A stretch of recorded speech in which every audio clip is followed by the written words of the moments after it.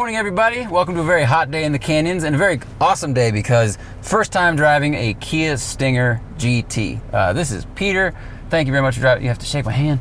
Everybody misses. I need bigger hands and longer arms, I think, like you.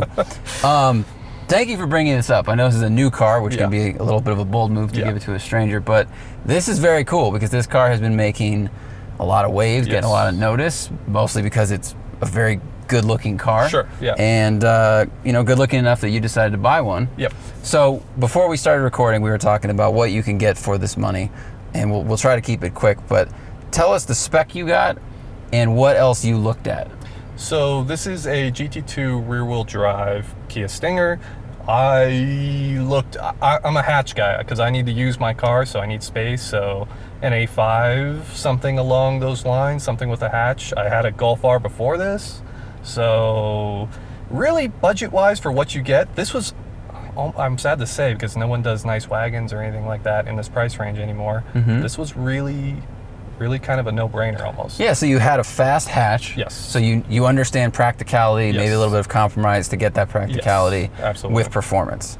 So that's why you end up with this thing. You know, the competitors for this car are like BMW 430, but it's going to be a 2-liter one. Same with like an A5.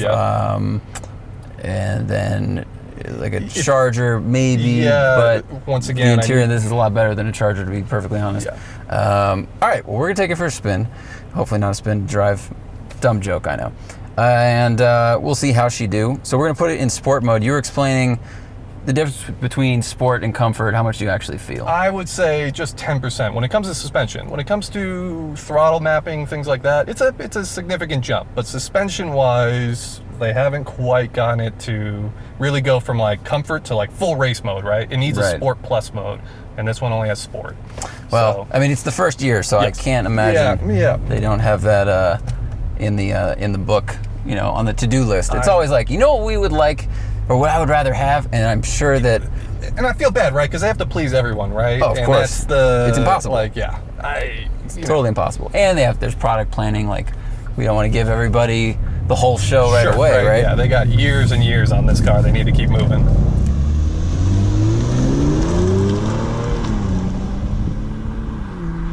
All right, well, it comes off the line real easy because this thing makes peak torque at 1,300 RPMs, I think. And that's a big difference over the R. You know, that was definitely something I noticed immediately. R is a little bit higher, but then you kind of... But it pulls harder, Oh, too. of course. Like, I mean, this, you know, peak power is like 6,000 RPMs, but when does it start to get choked a bit? You know, I mean, there are those numbers, but you can feel when engines at $5,000, you know, they have 1,000 RPMs left, but they're really running out of steam. Absolutely.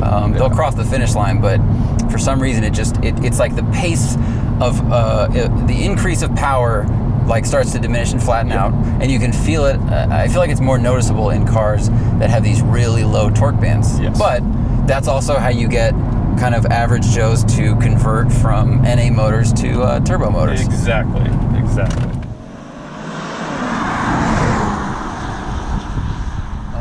it's nice. I mean, It is. So you got a 3.3-liter twin turbo V6. It's like 370 horse, 80 torque.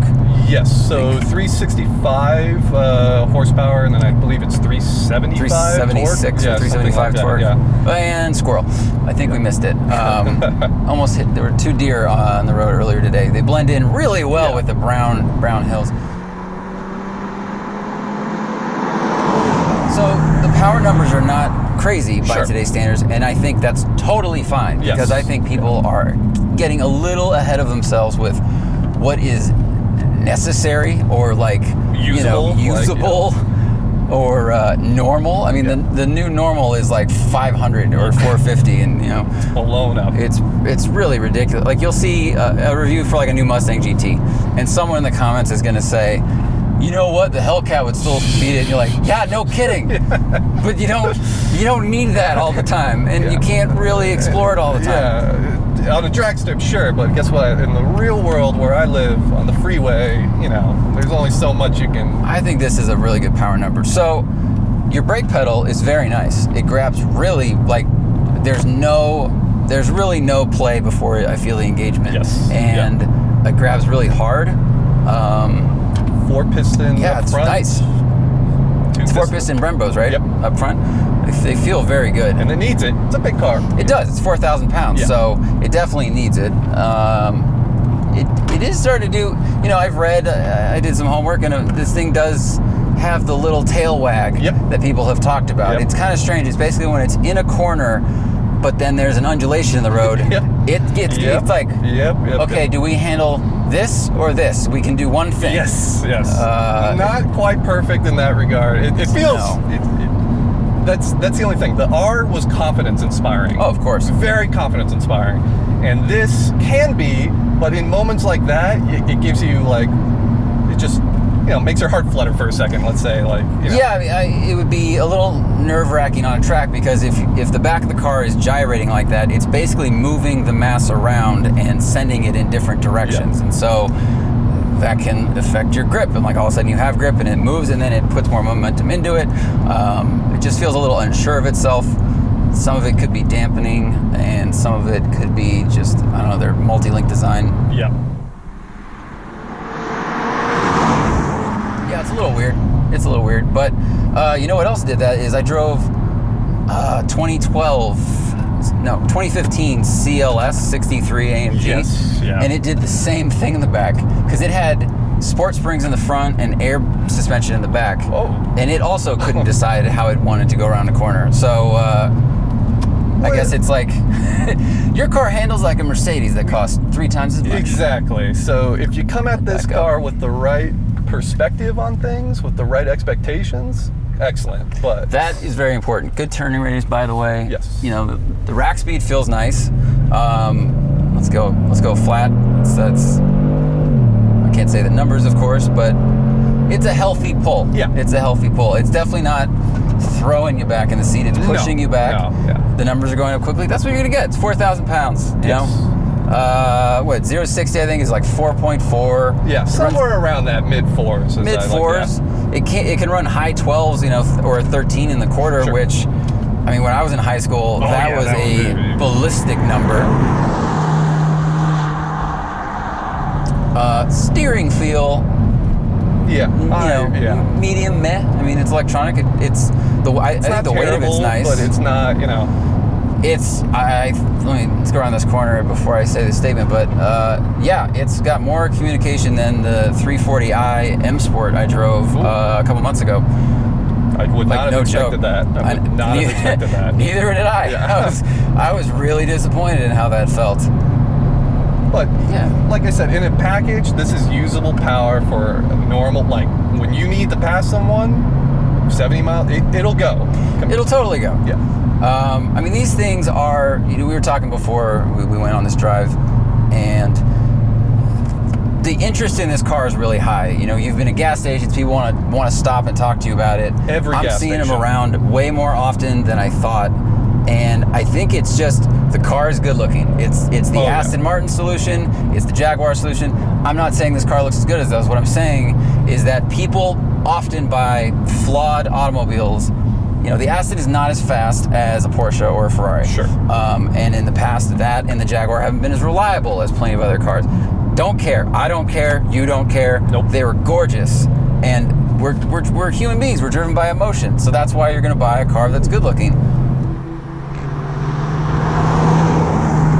I mean, there's something about the look that gravitates even non-car enthusiasts. And I think that to me was a big surprise, because when I would stop at a gas station with the R, nobody, if someone came up to me, it was a car guy. Of course, because it's a wagon. Sure. And when I show up to this, every single time, I know this sounds like an exaggeration, every time I'm at a gas station, somebody comes up and asks and talks about it, wants to know. One guy came out, he's like, do you mind if I Facebook Live this? He thought it was a Maserati. That's funny. So you get this whole swath of people who just, I think this is better looking than the new Maserati, to be perfectly honest with you. I think they took some notes from the Audi A5 Sportback or the A7, sure, but absolutely. they added the little ducktail to the back, which I think is really nice. Yes. So it kind of has like traditional coupe features. It's just stretched a lot, and I think you see a few more of the seams of like the trunk and the doors and everything kind of break up the shape more than they might in a more expensive car. Like, I don't know if that's a manufacturing thing or what. But overall, like, the silhouette's good. You know, there's one thing you do every day with your car. It's you walk out and look at it and get in it, and you park it and you walk home. And does it give you that nice feeling, that warm fuzzy? Like, totally. Yes, yeah. And I mean, I enjoy people's reactions. I mean, you know, I'm a car guy, so I would have noticed a Golf R and been like, wow, that's cool. But I enjoy that even random people just can appreciate it. And I think that's when you know you've done a really good job, like, on I agree. I totally agree. It's almost quiet to a fault. Like, in the drive-bys, what was that? In the drive-bys, people will hear how quiet it is. But also now, I was shifting with the paddles, trying to see how quick it is, and I almost couldn't tell that it had shifted. Like, one, that speaks to how seamless the transmission is, but also, like, you know, there's a moment of, it's really that quick, and then you're in the next gear. Yes. And the downshifts actually feel faster than the upshifts. Yes. I would say my biggest fault with it is there is no dynamism when it comes to the sound. There's no pops, there's crackles, which everyone these days wants, right? And it's not terrible inside, but outside it's all just... There's definitely more noise inside. It's a little bit of induction. I'm not sure if it's manufactured through the very nice looking speaker covers or not, but you do hear something. It is weird though, you know, coming around these corners and sometimes the front's moving around, sometimes the back's moving around. Yep. You know, if you see my head doing a little bit of a bobblehead move, I'm not exaggerating that or adding to it. It's I wouldn't call it a candy car, but when Kia's trying to tell you it's a Grand Tour, please believe that. It is absolutely a Grand Tour. And it's a very comfortable Grand Tour. And these seats are great. The bolstering is nice and deep. It's got good lumbar for me. I think it feels like the right amount of, is there production up here as usual? It feels like the right amount of foam density. Yes. These are really great seats. The leather's nice. This is the Napa leather. It's not bad. The leather looks good. A real aluminum trim. Oh, that's pretty rare. Because if you look at the interior, folks, like, obviously this is taken from Mercedes. Three vents across. Like, I think Audi does it too, but with the kind of the bulging dash, that dash that's very Mercedes as well. And that's what cheaper car companies do. They look to who's doing the best thing. If you want to, like, wow people, you remind them of something fancier and more expensive, and you do it for less money. And I think it's a good mix of, like, this plastic is not great. It's not soft great. Touch, though, it's softish. So but the bright work stands out. Like, that's the trick now. Is like, what's the bright work look like? And there's an S3 here today, and I will say that the interior of that is not any nicer looking than this, with maybe the exception of the gauges. Yes. You know, like the new Audis have the virtual dash, which is cool. Very cool. But as far as like buttons and bright work go, the Audi has plenty of kind of empty black plastic too. The heads-up display in this is also very nice. I do not think it's active at this point. It's because you have the polarized glasses. It doesn't do so well with polarized glasses. But so you just turn your head. Yeah, if you turn a little bit, like, it actually is not bad. Let me see if I can. The steering wheel is okay. I don't think it was as good as the GTI or the Rs. It's not bad. It's not bad. You mean steering wheel feel or steering feel itself? The steering wheel feel itself, like the actual unit, it's just, I don't know why. It's similar, but there's something missing from it. I think it's that generally sporty shape. Yeah. It's kind of a flat bottom wheel, so Volkswagen I think was doing that pretty early. But I don't know, the creases feel nice. It's the right diameter for my hands, which are normal hands, I think. I think the Golf was slightly bigger for me, like thicker wise, which was nice.